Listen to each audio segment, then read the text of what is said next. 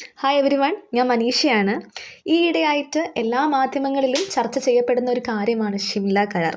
അപ്പോൾ എന്താണ് ഈ ഷിംല കരാർ എന്ന് നമുക്ക് നോക്കാം. 1971 യുദ്ധം കഴിഞ്ഞിട്ട് ഒപ്പിട്ടതാണ് ഷിംല കരാർ. അപ്പോൾ അതിനെക്കുറിച്ച് പറയുന്നതിന് മുമ്പ് അല്പം പശ്ചാത്തല വിവരണം ആവശ്യമാണ്.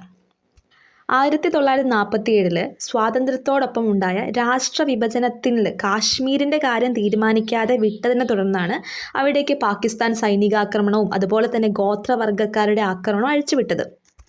അതോടെ കാശ്മീരിനെ ഇന്ത്യയിൽ ലയിപ്പിച്ചുകൊണ്ട് കാശ്മീർ മഹാരാജാവായ ഹാരി സിംഗ് സൈനിക സഹായം ആവശ്യപ്പെടുകയാണ് ചെയ്തത്. അങ്ങനെ ശ്രീനഗറിലെത്തിയ ഇന്ത്യൻ സൈന്യം മാസങ്ങൾ നീണ്ട യുദ്ധത്തിൽ ജമ്മു കാശ്മീരിൻ്റെ 2/3 ഭാഗം പിടിച്ചപ്പോഴേക്കും ഐക്യരാഷ്ട്ര സംഘടന വെടിനിർത്തലിന് ഉത്തരവിട്ടു. അതോടെ നിലത്ത് രേഖപ്പെടുത്തിയില്ലെങ്കിലും ഈ രണ്ട് സൈന്യങ്ങളുടെ ഇടയിൽ ഒരു വെടിനിർത്തൽ രേഖ രൂപം കൊണ്ടു. 1965 യുദ്ധത്തിൽ പരസ്പരം ഭൂമി അവിടെ ഇവിടെയൊക്കെ ആയിട്ട് പിടിച്ചെടുത്തെങ്കിലും താഷ്കൻഡിൽ നടന്ന ചർച്ചയിൽ അവ വിട്ടുകൊടുക്കുകയാണ് ചെയ്തത്. 1971 യുദ്ധത്തിലും ഏതാണ്ട് ഇത് തന്നെയാണ് സംഭവിച്ചത്.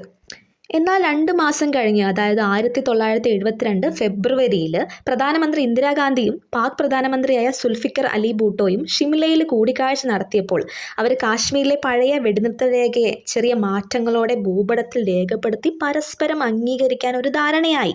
അങ്ങനെ ഈ രേഖ അന്നു മുതൽ നിയന്ത്രണ രേഖ എന്ന് അറിയപ്പെടുകയാണ് ചെയ്തത്. ഈ ഷിംല കരാറിൻ്റെ അടിസ്ഥാന രേഖയുടെ അനുബന്ധമാണ് ഈ ഒരു മാപ്പ് എന്ന് പറയുന്നത്. ഈ രേഖ വരുന്ന ഈ മാപ്പ് കാശ്മീരിൽ മാത്രമാണ് ഈ ഒരു നിയന്ത്രണ രേഖ, അതായത് ലൈൻ ഓഫ് കൺട്രോൾ എന്ന് പറയുന്ന LOC. ഗുജറാത്തിലും രാജസ്ഥാനിലും പഞ്ചാബിലും ജമ്മുവിലും ഇന്ത്യൻ ഭൂമിയും പാക് ഭൂമിയും തമ്മിൽ വേർതിരിക്കുന്ന ഒരു രാജ്യാന്തര അതിർത്തിയാണിത്. ഇവിടെ സൈന്യമല്ല കാവല്, അർദ്ധ സൈന്യ വിഭാഗമായ അതിർത്തി രക്ഷാ സേനയാണ്.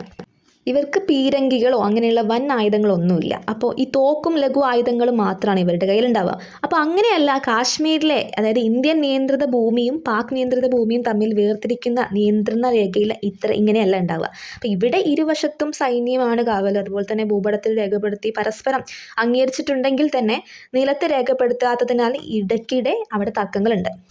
അതുകൊണ്ട് ഇത് മുതലാക്കിയാണ് 1990കളിൽ പാക് ഭാഗത്തു നിന്നും നുഴഞ്ഞുകയറ്റം ആരംഭിച്ചത്. എങ്കിലും ഈ രേഖ ഏകപക്ഷീയമായി മാറ്റാൻ ശ്രമിക്കരുത് എന്നതാണ് ഈ കരാറിൻ്റെ അടിസ്ഥാന ധാരണ. അപ്പോൾ ഈ ഒരു എഗ്രിമെൻ്റ് മെയിൻ എയിം എന്ന് വെച്ചാൽ ഇരു രാജ്യങ്ങളും മറുഭാഗത്തിൻ്റെ നിയന്ത്രണത്തിലുള്ള കാശ്മീർ ഭൂമിയുടെ മേലുള്ള അവകാശം ഇതുവരെ കൈവിടിഞ്ഞിട്ടില്ല.